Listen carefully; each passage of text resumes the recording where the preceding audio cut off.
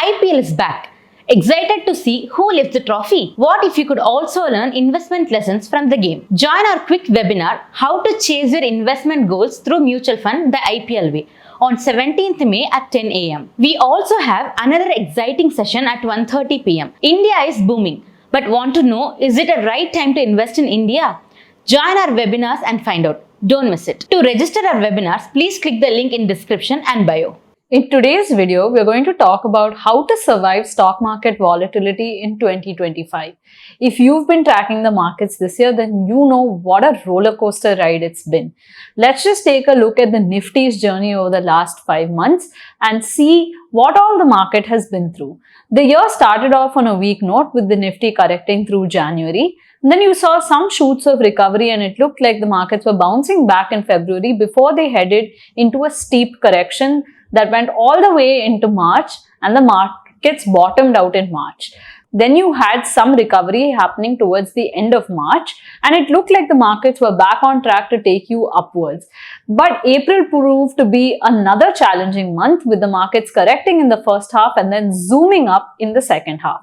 So it has been a very up and down ride for any investor in the equity markets, and it makes sense to think about how we can survive through this chaos and also thrive in this chaos.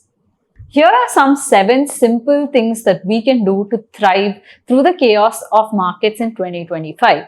Point number 1 is time in the market matters more than timing the market. So if you've been somebody who's trying to find the right time to enter or exit, then 2025 has been the perfect example of why timing the market is just not going to work.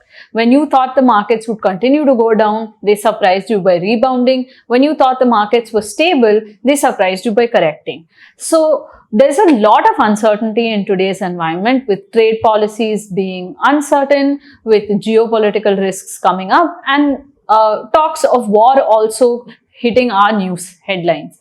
With all of this uncertainty, it's difficult for you to actually time anything, and it's more important to focus on your milestones and the achievements that you want to work on. So timing the market is really not going to help you, whereas those investors who manage to stay invested and stay the course through all the ups and downs that the market is throwing your way, you are going to come out as a winner. This brings us to our second point, which is don't stop sipping. When we look at the sip stoppage ratios, what we've seen over the last few months is a steady increase in the number of investors who are stopping and discontinuing their SIPs. Now, you can obviously stop your SIP when you hit your goal or your target, or if you're looking to move into a different fund. But when we look at SIP stoppage, what we're actually measuring is the number of new SIPs versus the number of existing SIPs. So the SIP stoppage ratio reached 128%, which means that more SIPs were being stopped than started. And this effectively shows us that investors are not being consistent. Consistency is the key to making your investments work for you and reaping the benefits of compounding. So keep your SIPs going. If you're not happy with the funds that you have, then it's worthwhile to look at what could actually work for you with a longer term horizon in mind. The third important thing to keep in mind is that emergency funds are lifesavers. Many of us head into a bear market being unprepared for emergencies. So what tends to happen is when you're in a strong market, you know that you can pull out of any asset class and fund any emergency or unexpected expense that comes your way. But when you're in a weaker market, if you don't plan for contingencies and you don't have the right insurances in place, then you end up spending out of pocket, especially from drawing down on asset classes that may not be performing so well, or asset classes that are oriented towards growth. So you don't want to be taking out of your portfolio at the wrong time. So at this point, it's important for every investor to have a solid emergency fund in place, which means at least 6 to 12 months of your expenses kept in a liquid avenue. This could be something like a liquid mutual fund, a fixed deposit, or even your savings bank account. It also means having the right amount of life insurance in place. This secures your family from any unintended or untoward experiences that they might have. The third thing that you could look at is a comprehensive health insurance plan, because this ensures that whatever medical emergencies your family faces, you are going to have some level of financial protection against those events. The next thing that you can do is to diversify smartly. Most of us think that being very aggressive in our portfolios are going to get us the best outcomes. But actually, aggression doesn't always yield the best results, and it makes sense to start looking at other asset classes because we need to look at valuations on a relative framework. So you're looking at equities, fixed income, precious metals, global investments all at the same time, and then trying to assess what the best pick for you at this point is. So within each asset class, you have sub asset classes, and asset allocation decisions are actually quite interesting and could be the game changer in terms of making your wealth work for you.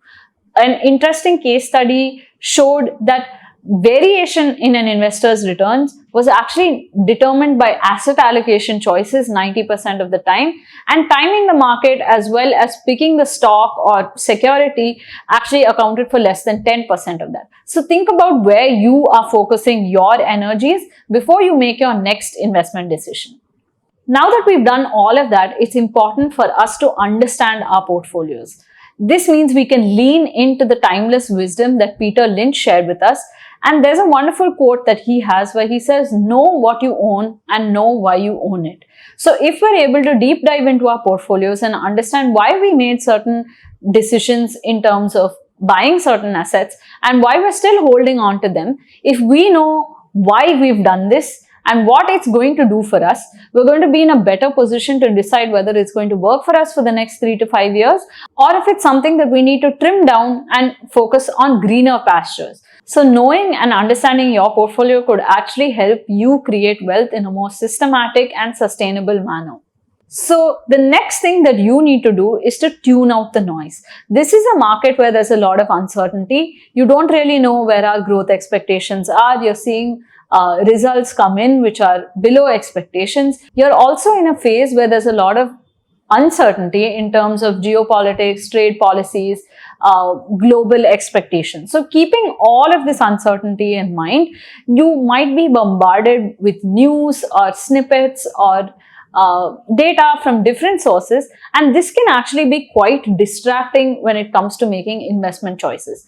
Of course, some of these things may have a bearing on what you own and how it's going to play out, but constantly looking at forecasts is actually going to mislead you and push you towards investment decisions that may not really work. The most important thing is to stay calm and stay invested and stick to a long-term plan. So anybody who's able to cut out the noise is going to make outlier returns.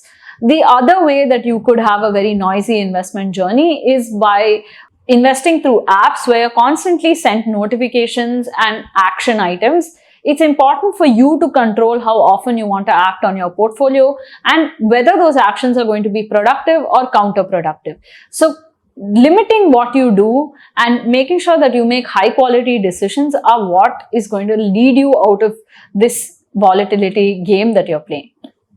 Last but not least, we need to find a way to use volatility and not lose to it. This means that we need to start thinking about volatility in a very different manner and start thinking about it as a tool that helps us create wealth. The ups and downs of the market are the great place for you to start making bigger targets for yourself and climb the volatility ladder so that you can be a dollar millionaire. This means that 2025 is the year that you can set a target of becoming a dollar millionaire, and in today's value that is roughly 8.5 crores, and it's a great time for you to start thinking about expanding your horizons and setting higher targets for yourself. With so much uncertainty on the horizon, it seems like markets are not going to calm down anytime soon. But that doesn't mean that you can't calm down and that you can't have a peaceful investment journey. If you'd like to have a more peaceful investment journey, then you can sign up to be part of the ithought ecosystem, and we can help you travel through these rough patches in the market with ease. All you have to do is message us at 9500027285, and we'll be happy to partner with you on the next step of your wealth creation journey.